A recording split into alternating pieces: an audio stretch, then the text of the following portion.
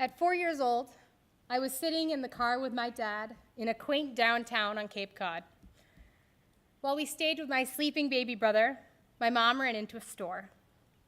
Recently, someone had gifted her 2 glass candle holders shaped like flowers. She loved them and wanted to buy a few more to decorate the house with. At that time, my dad's career in IT was pretty unstable. He'd been through multiple jobs, fluctuating from employed to not. No job meant more time with us, which also meant more of his favorite things, teachable moments. So while my mom was in the store, my dad shifted to look to the back seat. "Okay, Jord," he said. "So you know what Mom's buying, right?" I nodded. "You saw the candle holders. They're nice, right?" "Yeah." "They cost $3 each," he said. "So do you think that's good? Do you think that that's their value?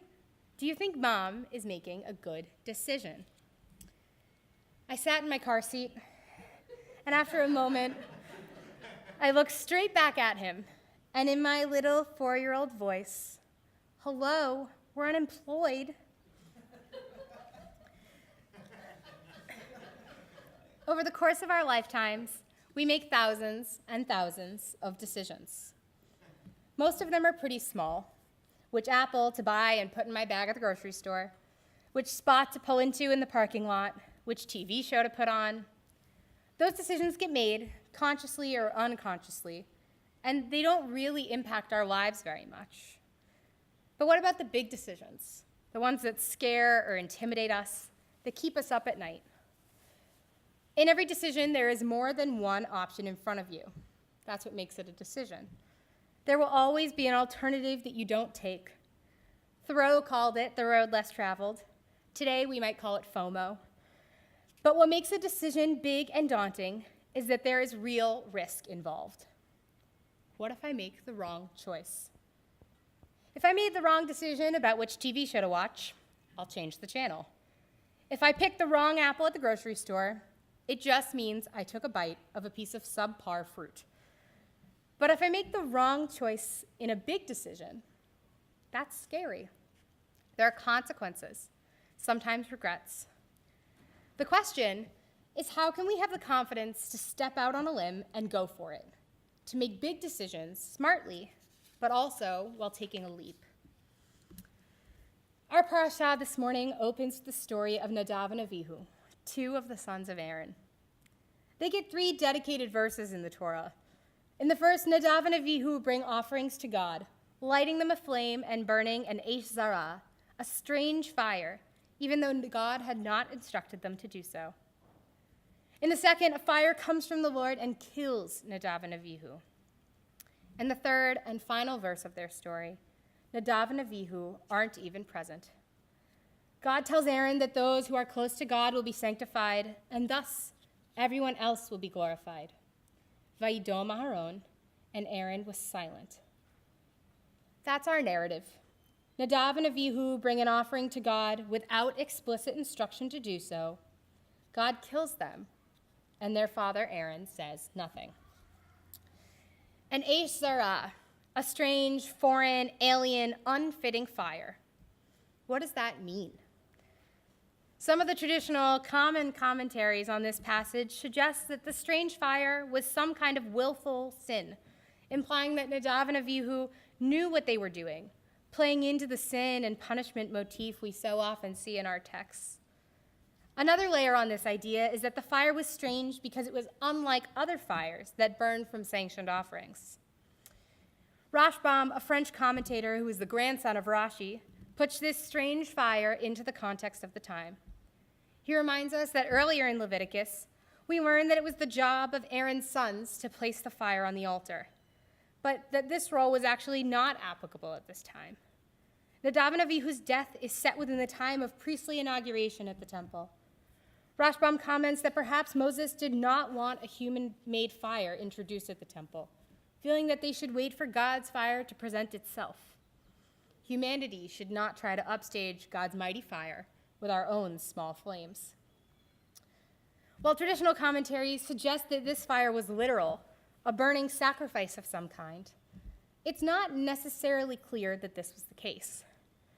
One modern commentary suggests we read the text through a queer lens. At this point, Nadav and Avihu were spending a great deal of time in close proximity to other men during this priestly inauguration. This could have led to an awakening of sorts, and their strange fire may have actually been their awareness or even acceptance of their sexual identity. Philo, the Hellenistic Jewish philosopher of the first century, in a way set the groundwork for this modern interpretation. Philo thought that Nadav and Avihu's strange fire was their attempt to shed their physical form, to ascend to a higher spiritual realm, perhaps a place where they could truly be themselves. Even with centuries upon centuries of reflection and commentary, we're still not entirely clear what happened here with Nadav and Avihu. Why did they make a strange fire? What exactly is a strange fire? Why were they punished? We can debate the answers to these questions, but in the end, what we know for certain is that they made a decision. They decided that even though they hadn't been told to, it was a good idea to bring their offering to God. It turned out to be the wrong choice. It cost them their lives. But Nadav and Avihu had the courage to do it, to make a decision, to do what they believed in, and to live authentically. I'm certainly not promoting martyrdom or risky, self-harmful behavior or pursuing an authentic life that's harmful or dangerous to others. But I do think Nadav and Avihu have something to teach us about decision-making and the nature of risk. Sometimes the risk is death. For Nadav and Avihu, the literal loss of life, but for us, sometimes a metaphorical death. A part of us can die. We can lose ourselves. A piece of our soul can be closed off.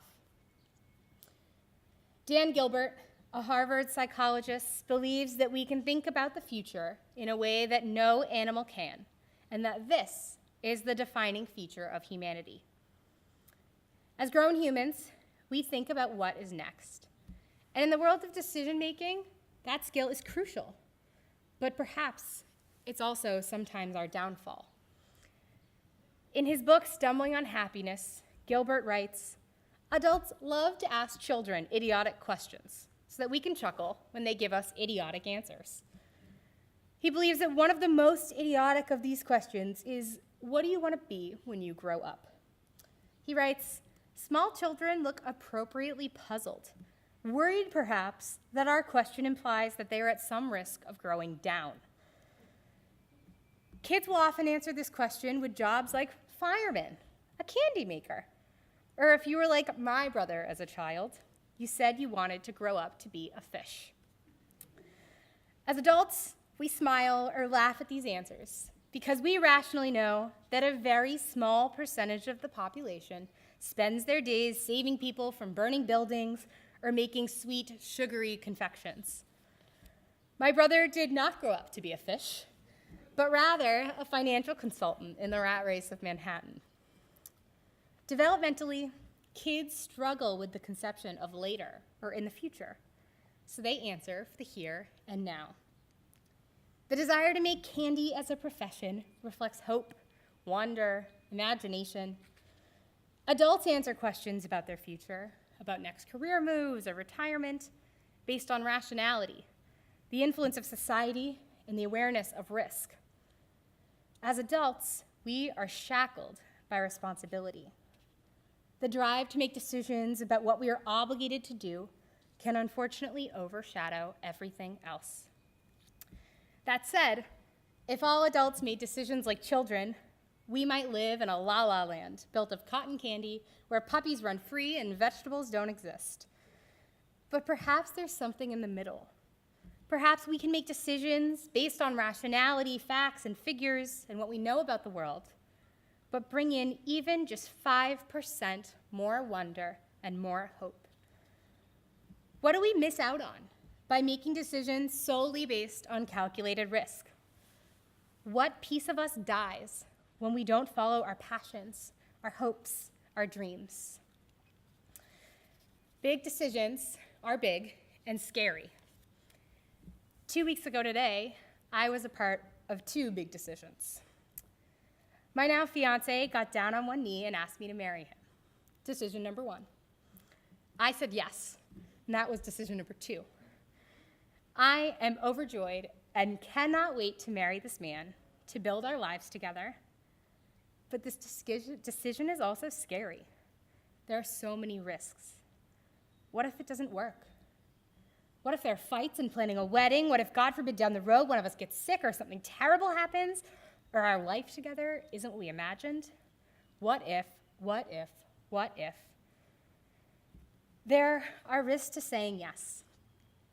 But saying yes to the big decisions that come our way is not solely about statistical analysis or making the safest, most rational choice. There's hope involved. There's wonder. There's love. Sometimes you buy the glass candle holders even when you're unemployed because you need something bright in your life. Sometimes you put your fear in your pocket and take a leap towards living authentically and unapologetically. Sometimes you just say yes. Shabbat shalom.